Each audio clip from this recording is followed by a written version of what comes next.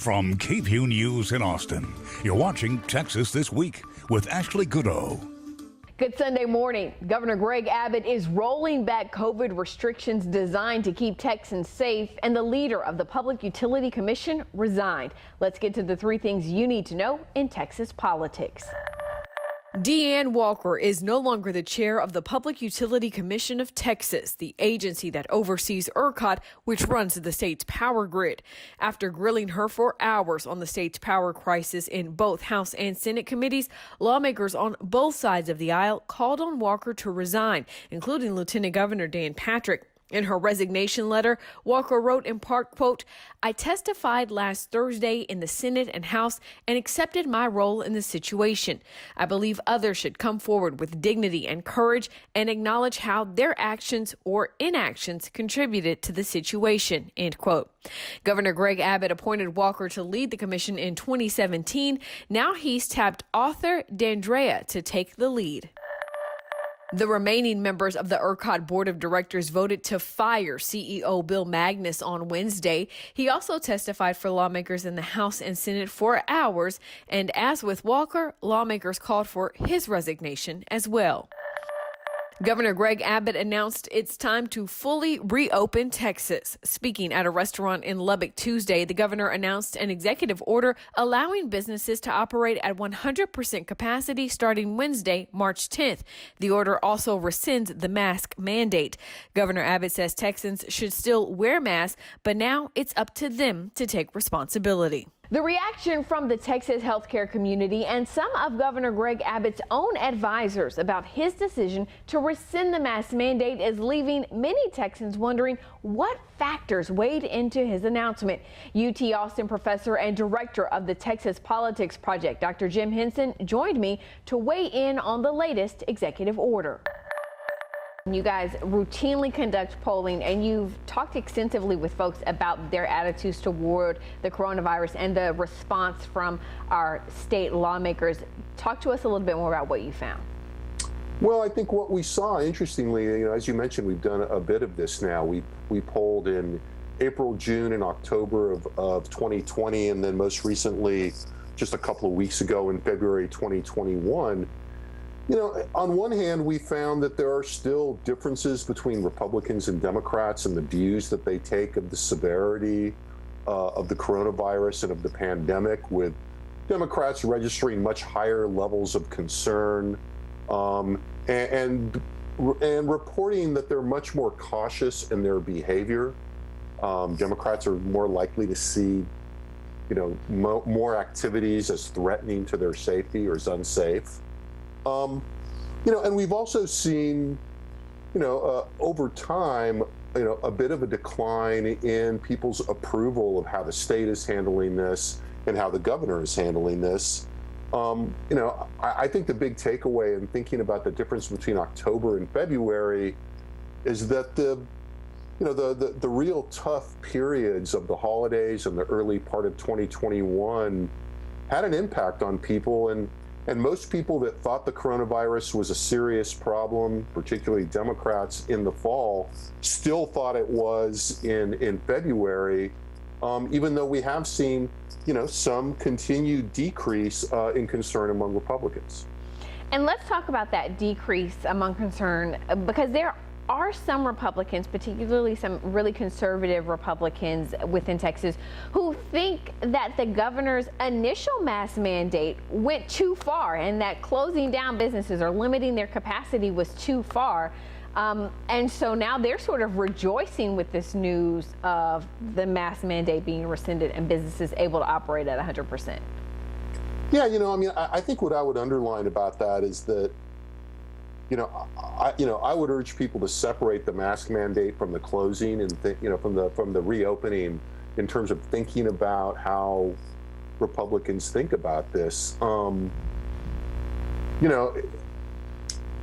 Large portions of Republicans still take the pandemic seriously. Only about a quarter of Texans say that they're living normally right now and coming and going. Again, more Republicans than Democrats, but there are still many Republicans who take this seriously. And to an earlier point, when we asked people Texans, if they were wearing masks when they, went out and were going to be around people not in their household, a little more than 80% of Republicans reported that they were still wearing masks. So while people may be glad for the relaxation of some of the restrictions, there's still a lot of concern out there, and I think this is what points to the fact that there is a problematic mixture of politics and public health considerations in the decision to open up the state so rapidly and to throw ending the mask mandate on top of that. Pointed out something very, very important that we need to recognize, because the state could have reopened 100% for businesses and kept masks in place, at least until we see recommendation from the CDC not to do that. So I want you to kind of talk to us a little bit about, this intersection of politics and public policy and just how much politics weighs into these decisions. Well, I mean, I think you'd have to ask the principals that, but I think the story that is emerging based on the information that we have does suggest that politics have been a big consideration all along. And look, I think in some ways we use politics as a kind of a dirty word in this context. And I think everybody realizes that it's unrealistic to not think that the politics of who votes for people and public attitudes and public support are not going to enter into elected officials' considerations. I think we have to expect that that's going to be the case. But I think the key factor here is that Republican public opinion, as we've been saying, has been very divided and fairly complicated on the politics of the pandemic and of the response. And there has been a core of pushback within the Republican Party to the governor using executive orders to manage the crisis from the very beginning. I mean, you and I have talked about this a few times before. We've now been talking about that for about a year. And I think in really ironing out where the politics are, I think we're still very much where we were a year ago, in which, political leadership is of vital importance here. And it strikes me that, a small share of Republicans, and they're not insignificant or this wouldn't be happening, but a relatively small share of Republicans are driving a lot of the politics of this. And that's connected undoubtedly to the fact that we do have the legislature in session now and an election year coming up. So we're in a very politically sensitive part of the cycle in Texas, and it's hard not to feel like that's not influencing decisions. I really do think that the primary consideration here in pure political terms is twofold. One is, as I've said, the pushback that the governor is getting from relatively small factions of the Republican Party, but factions that are very vocal and some of whom have funds with which to express their dissatisfaction. I think the other is that, it's been a bad year of news for Texas, and, one of the primary, elements of the Republican brand since the Republican Party has dominated Texas government for the last 20 years is that Texas is a prosperous, well-functioning place that is, attracting business and attracting residents, and that, Texas is open for business. I think the conjunction of the pandemic, the uneven response, to say the least, from the state, in combination with the difficulties of infrastructure, with the power outages recently, have damaged that brand. And I think that the governor and other Republicans are very eager to rejuvenate and repair that image. Yeah. So important there. I also just want to point out, Texas is not alone in its movement of rescinding some of those restrictions.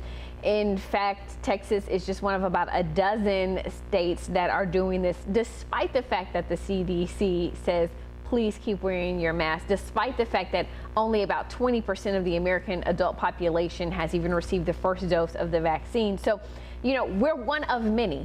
And so what does that really say to you about leadership in this country? Well, I think that we've come out of a period, and we can be direct about it, that President Trump sort of set the tone for the response for many people that voted for him and that are allegiant to him, in the way that he fairly consistently downplayed the pandemic, and the way that he decided not to take opportunities to lead the public on things like mask wearing and most recently vaccination. It was reported very recently that, unlike other public figures who, when they got vaccinated, did it publicly in order to send a signal, the governor or the president and his wife decided to do it privately, and we didn't even find out about it until after he had left the presidency. So, I think there's been not just a vacuum, but national leadership has had a negative impact, and I think we're still striving to counteract that at the national level and at the state level, and that's why I think the rescinding of the mask mandate is by far the most curious and probably counterproductive part of what's happening in Texas right now. And now the last word. This morning I will be unusually brief, so pay attention. Power that falters to politics lacks leadership. That's the last word. And this has been Texas This Week.